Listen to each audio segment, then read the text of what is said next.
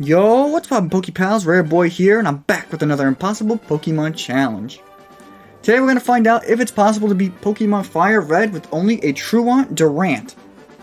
What makes this a challenge is our ability, Truant, which for those who don't know, only allows us to attack every other turn, meaning we are completely vulnerable half the time during all of our battles. It's a weird ability. It was once Slack King's signature ability.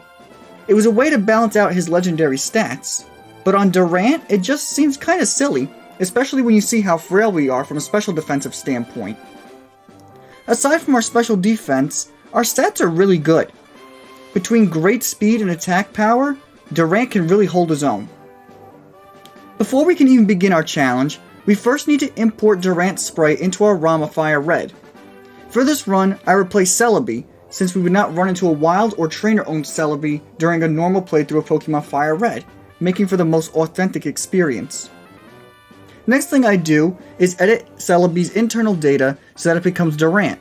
I edit its typing, base stats, TM and HM compatibility, and level up moveset, and then of course I gave it Truant as its only ability.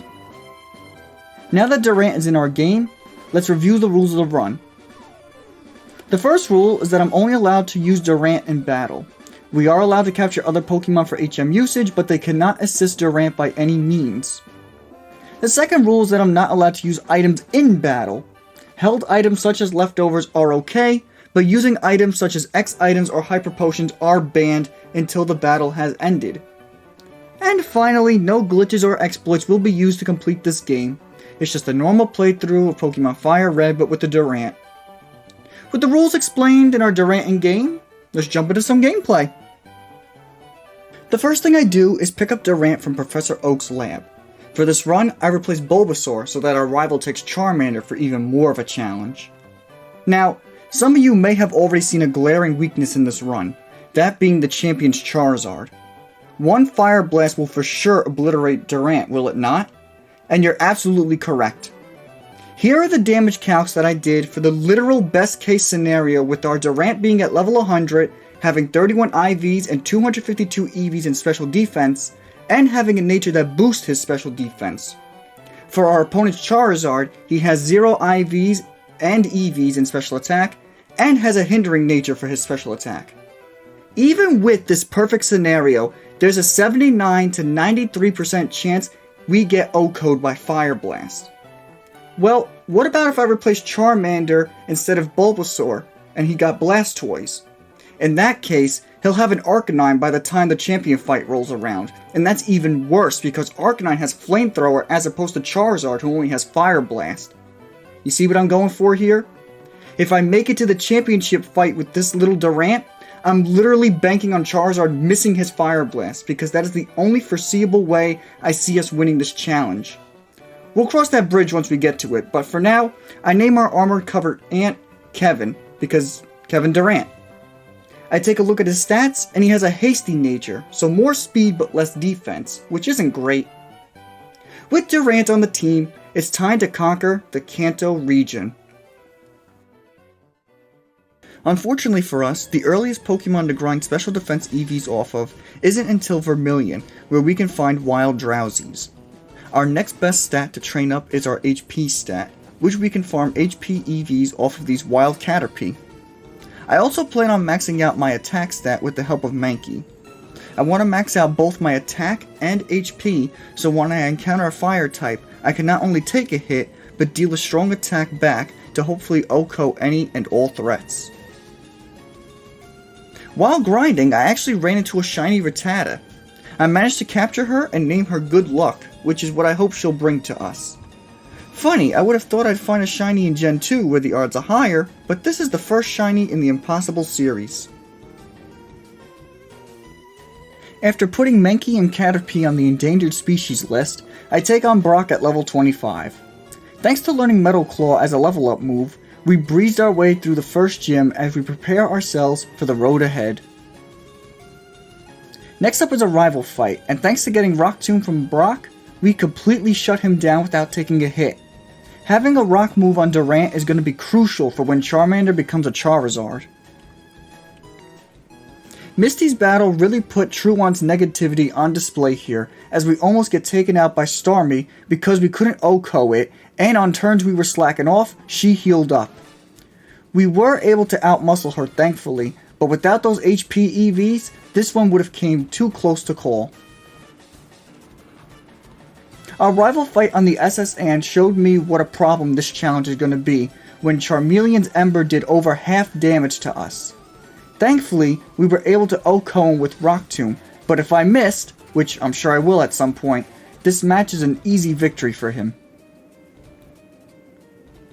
Surge could have been a real issue between Thunderwave and Double Team, but thankfully the RNG gods were on our side this fight as we bypassed the paralysis and the evasion boost for a first try sweep. I usually take on Giovanni and our rival again at the Pokemon Tower, but I figured I'd have Aerial Ace this time around, so how hard could Erika be? It started off swimmingly with us OHKOing her first two Pokemon, but then Vileplume paralyzed us and we were unable to attack for like 10 turns.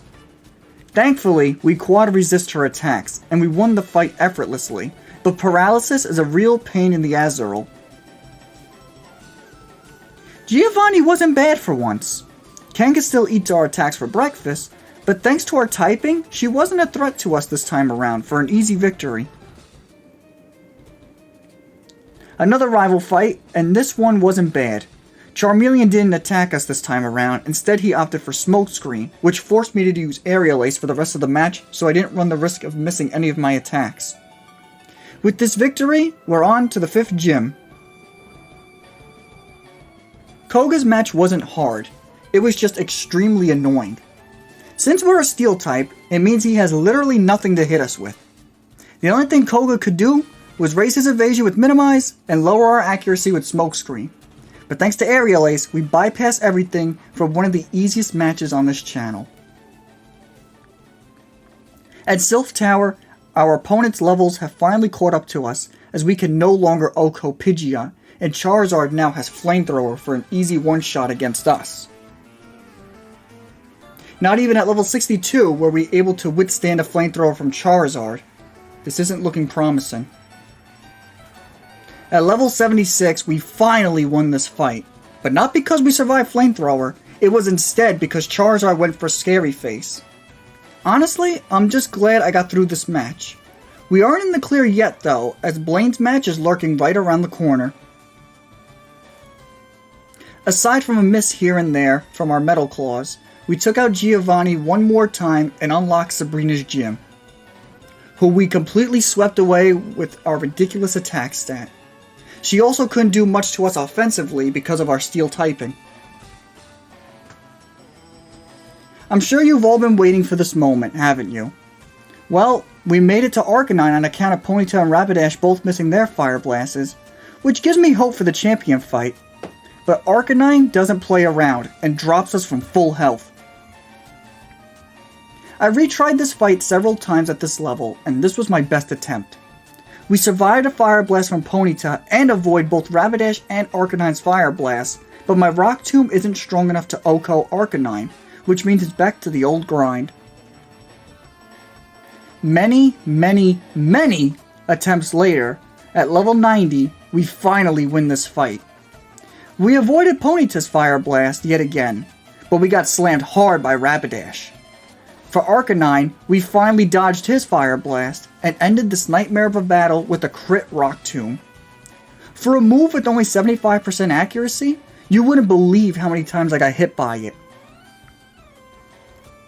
Giovanni was not even an issue, as you could imagine. We're so over-leveled at this point, he was better off just giving us the badge just for walking in the gym. I'm actually survived we beat our rival on our first try. Once again, Charizard opted for Scary Face instead of just going with Fire-type moves. So, in the end, I'm just happy to take this W. Here we are right outside the Elite Four at level 92, and our stats are solid, aside from our special defense. As you can see, I replaced Rock Tomb with Rock Slide, and replaced Secret Power with Return for even more firepower in the endgame. Let's find out if it's truly possible to beat Pokemon Fire Red with only a Truant Durant. Starting things off, we have Lorelei. Dugong, Lapras, and Jinx weren't an issue. It was instead her Slowbro and Cloyster who were the problem. Both of these Pokemon are very bulky, and Cloyster has Protect. Thankfully, Lorelei doesn't have the intelligence of your average human being, and instead used Protect on the turns I was loafing around. I'm just glad I won this fight on my first try. This match could have been very problematic. Bruno's match was easier than I was expecting. Hitmonchan, who has Fire Punch, instead opted for Counter on a turn I was loafing around. Machamp didn't even use Cross Chop. It wouldn't have KO'd, but it just baffles my mind he opted for a weaker attack. Of course, Agatha couldn't see us happy for 5 minutes without ruining it with a curse from her Haunter. You all know what that means. This match is going to come down to nothing more than some good old-fashioned RNG. 2 tries later, and we got this amazing luck. Despite getting confused by Golbat's Confuse Ray, we avoided Haunter's Hypnosis, bust through the confusion, and took Haunter out with 1 Metal Claw, and got an attack boost to bypass Arbok's Intimidate. Neither Gengar nor Arbok has anything that can hit Kevin, so we breezed through the rest of this match. We beat Lance on our first try with some good old RNG luck. Once we got a high roll on Gyarados, we took out Aerodactyl with 1 Metal Claw, and crit Dragonite for a one-shot. His first Dragonair paralyzed me with Thunder Wave, but we broke through the paralysis and O-code both Dragonairs with a return.